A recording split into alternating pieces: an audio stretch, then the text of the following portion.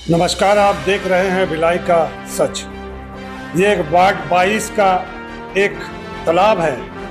कुरूद गांव के अंतर्गत ये तालाब आता है। इस तालाब में हर वर्ष लोग गणेश और दुर्गा माँ का विसर्जन करने आते हैं। ये दूसरा तालाब है कुरूद गांव का ही।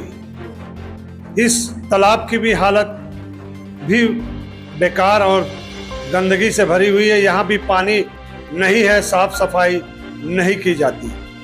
वार्ड 22 का भी यही तालाब है। ये वार्ड 22 की जो चंदूलाल चंद्राकर हॉस्पिटल है, सरकारी हॉस्पिटल, वहाँ जाने का ये रास्ता है। इस रास्ते की हालत ऐसी है कि आप बरसात में यहाँ से गुजर नहीं सकते। इसी वार्ड में 2 शौचालय है, सार्वजनिक शौचालय। उनकी स्थिति इतनी दयनीय है कि इसके अंदर आप नहीं जा सकते, इतनी गंदगी यहाँ भरी हुई है। देखिए क्या स्थिति है शौचालय की, पूरा गंदगी का आलम है। यहाँ अंदर जाने की स्थिति बिल्कुल नहीं है, इसीलिए हमने बाहर से ये कवरेज किया है। पार्षद से हम मिले, उन्होंने बताया कि मैं निर्दलीय पार्षद हूँ, इसलिए हमारी उपेक्षा की जा रही है। इसी वजह से वार्ड का विकास भी नहीं किया जा रहा है। आइए आपको सुनाते हैं वार्ड की पार्षद और पार्षद पति ने क्या कहा।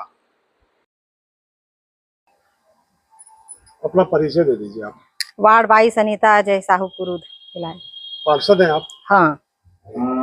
आप निर्दलीय पार्षद हैं कुरूद से? हाँ, निर्दलीय पार्षद हूँ। तो आपका कहना है कि क्या बोलते हैं, निगम हमारा काम करने में थोड़ा देरी करता है और हमारी बात नहीं मानता। आप क्या कहना चाहेंगे इस बारे में? जब भी जाते हैं कहीं के लिए, अभी तो फिलहाल सभी वार्ड की पार्षद का प्रस्ताव बना दिए हैं और हमारे वार्ड 22 कुरूद का प्रस्ताव भी नहीं बनाए हैं अभी तक।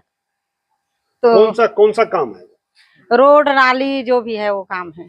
सारे काम? हाँ, सारे काम है। सीवरेज से लेकर सुलभ शौचालय, तालाब, सभी जगह जर्जर वार्ड 22 हो चुके हैं। इसमें कोई ध्यान ही नहीं दे रहे हैं। हम आयुक्त, कलेक्टर सभी को आवेदन दे दे के वहाँ थक चुके हैं, फिर भी वार्ड 22 में पता नहीं क्यों अनसुना करते हैं कि काम के लिए ध्यान ही नहीं देते हैं वहाँ का अधिकारी लोग। कहीं जेसीबी के लिए जाते हैं तो नाली जो भरा है तो उसको खोदने के लिए जेसीबी के लिए खुदाई कर दो करके जाते, तो जेसीबी नहीं है कि मेरे वार्ड में, तो वैसे ही बोलते हैं आप सब इंजीनियर से बात करो। ये इंजीनियर तो मेरे वार्ड में तो अभी इंजीनियर भी नहीं है, निकाल दिए हैं उसको। आपका वार्ड जो कर दिए हैं। हम लोग अभी आपके वार्ड में घूमे तो आपके वार्ड में सड़कों की हालत बहुत ज्यादा खराब है, तालाब की हालत खराब है, शौचालय की हालत खराब है।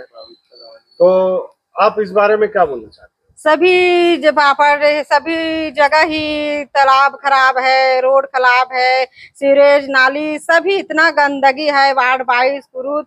पता नहीं, यहाँ तो शहर के नाम से जानते हैं कुरूद भिलाई, लेकिन शहर के नाम पे कलंक है। यहाँ तो गांव ही जैसे दिख रहे हैं और आस पास के वार्ड को देखो, इतना सुंदर शहर है कि हम क्या बताएं। ये आपकी उपेक्षा तो नहीं की जा रही, निर्दलीय पार्षद हो इसलिए? पता नहीं वही किए जा रहे हैं कि निर्दलीय पार्षद। मेरे को तो जनता लोग चुन के लाए हैं, तो मैं तो जनप्रतिनिधि हो कि उसका काम जो भी है तो उसको निगम से कर पाऊंगी ना, जो भी है। तो भी ध्यान नहीं दे रहे हैं अधिकारी लोग हमारे वार्ड 22 के लिए। अब ऐसा है कि देखिए, निगम हमारा जो गांव जो है वो नगर निगम में आए हुए करीब 21-22 साल हो गया। 22 सालों से जो है ये जो आप लोग भी देखें, कोई भी आके देखता है कि जो पूरे नगर निगम भिलाई में सबसे जो पिछड़ा वार्ड है वो कहा जाए कुरूद वार्ड 22 है। इसका इनकी जो मूलभूत सुविधा जो मिलनी चाहिए जनमानस को, वो बिल्कुल ही नहीं मिल रहा है। और प्रॉपर हम एक एक चीजों को, नाली से लेकर रोड, तालाब, सुलभ, सीवरेज लाइन, एक एक चीजों को निगम को अवगत कराया जाता है, लेकिन पता नहीं उनको, उनके द्वारा मात्र इस वार्ड को क्या है कि टैक्स लेने का एक जरिया बना के रखे हैं। कोई सुविधाएं यहाँ प्रदान नहीं किया जा रहा है। ये बहुत बड़ी विडंबना है। भिलाई नगर निगम का सबसे उपेक्षित वार्ड दिखता है ये। जी, एकदम सही बोल रहे हैं। विश्व बैंक कॉलोनी में सड़कें खराब है। कुरूद जो पूरी बस्ती नगर जो जाता है, जो सड़क, वो भी खराब है। हालांकि दूध वाले रहते हैं, आधा दूध आप भी अपने आंगन में एक पेड़ लगाने की अटल आवास तो अपने मैदान आप ग्राउंड जो सुंदर होके हुए जाते हैं, जो और गैस गोदाम, भारत स्वच्छ गैस गोदाम हो आप देखे जाएगा। होंगे, आप उसमें देख बड़े बड़े रहे हैं गड्ढे भिलाई हैं। का सीएम सच, वाला हमारा कॉलेज चैनल का अगर रोड आप है, लगातार आप उसमें देखते नाली हैं, आप देखिए, पसंद जिनको मैं करते हैं तो करीब लाइक 2 साल से आवेदन शेयर दे के रखा है सब्सक्राइब कि उसकी करना कच्ची नाली वहाँ न बनाई भूलें। जाए प्रॉपर। उस नमस्कार। जो पूरे वार्ड 21, 22, 23 की जो गंदा पानी है वो इसी वार्ड से होते हुए पीछे जाता है और वो प्राइवेट जमीन किसानों के खेतों में जाके भर रहा है, और वो बेचारे इतने परेशान है। उसके लिए हमने आवेदन दिया था और अधूरा काम अब छूटा हुआ है, और वो जो है अभी तक नाले तक नहीं पहुंचाया गया है। पूरे जनमानस को, किसानों को पूरी बहुत ज्यादा ही तकलीफ है। और रोड का तो कहा जाए कि आए दिन अगर 4 एक्सीडेंट नहीं होता होगा उस सीएम कॉलेज में, तो वो रोड नहीं है। आप नगर निगम से क्या चाहते हैं बताइए। नगर निगम से हम वही चाहते हैं, यहाँ की जो जनता है हमें विश्वास करके यहाँ के वार्ड पार्षद के रूप में हमको लाया गया है, तो हम ये चाहते हैं कि नगर निगम द्वारा जो वार्ड में जो उपेक्षित है, जो कार्य है, जो रोड, आदमी वही चाहता है, रोड, नाली, बिजली है, पानी, ये जो चीजें जो उनको प्रोवाइड करना चाहिए वो प्रॉपर जनमानस को प्रोवाइड नहीं कर रहे हैं, वो चीज करें, ये हमसे निवेदन है। और अभी हम देख रहे हैं, अगर ऐसी स्थिति अगर है, हम कुछ दिन और बर्दाश्त करेंगे, उसके बाद जनमानस को लेके या तो हम निगम को घेराव करेंगे, और इस वार्ड की सूचना हम हमारे मुख्यमंत्री जी है वहां तक भी जाके पूरे जनमानस को ले जाके हम इसको उनको जानकारी देंगे और आंदोलन करेंगे। कोई भी काम रहते हैं तो जनप्रतिनिधि को भी सूचना नहीं देते हैं, बस अपने हिसाब से ही कर लेते हैं। हाँ, यहाँ एक चीज भी है, निगम द्वारा कोई भी काम चालू किया जाता है तो हमको एक निर्दलीय पार्षद है करके उस सूचना भी नहीं दिया जाता, कोई भी काम अपनी मर्जी से चालू कर देते हैं। यहाँ पे जैसे गौठान बनाया गया, कोई सूचना नहीं मिला गया, और यहाँ पे प्रधानमंत्री आवास योजना गोकुल नगर में बनाया जा रहा है। ऐसा कई चीज जो योजनाएं हैं जो अपनी मर्जी से ले के पास आते हैं कि ऐसा है मैडम ऐसे करके, तो पहले से सूचना देना चाहिए ना, ताकि हम उसको वहाँ से जाके कुछ कर पाए। अगर नहीं होते तो यहाँ आते हैं कि क्या करें ऐसे करके। तो जो सभी पार्षद को सूचना देते हैं वैसे मेरे को भी सूचना दे निगम से। अभी पिछले 10 सालों से ये चल रहा है कि जैसे रमन जी थे, उन्होंने बोला कि जितने भी पुरानी बस्ती यहाँ पे हैं उनको पट्टा दिया जाएगा। अभी फिर 5 साल भूपेश जी का निकल गया, उसके बावजूद भी कोई यहाँ किसी को गिने चुने कुछ 10-5% को यहाँ के वासियों को पट्टा मिला होगा कि किसी को पट्टा नहीं मिला है। फिर अभी एक बात फिर है कि इसको नजूल कर दिया गया है। तो ये तो मतलब पता नहीं शासन इस कुरूद बस्ती के लिए क्या सोच रहा है, क्या करना चाह रही है इस, और इसके ऐसा नहीं है कि हम निगम आयुक्त तो ही अवगत कराएं, इवन हम एसडीएम, कलेक्टर, सबको भी सारी चीजें, जैसे अभी हमारे यहाँ चुनाव के समय था, आचार संहिता लगा हुआ था, सुंदर विहार कॉलोनियों की कुछ समितियों द्वारा जो है ग्राउंड पे जो खेल मैदान ऑलरेडी वो घोषित खेल मैदान है, उसमें उन्होंने बीचों बीच मंदिर निर्माण किया है। इसको हमने निगम में अवगत कराया, एसडीएम महोदय को, इवन कलेक्टर महोदय जी को भी इसके अवगत कराया गया, लेकिन आज तक उसमें कोई कार्रवाई नहीं हुआ। तो ऐसे ये अतिक्रमण, ये तो हमको जब यहाँ के मुखिया बनाया गया है तो हम उनको अवगत कराए हैं, तो उनकी जवाबदारी होती है कि उस पर कार्रवाई किया जाए। किन लोगों ने किया? ये वहीं के समिति वाले हैं, सुंदर विहार कॉलोनी के, उन लोगों ने किया है।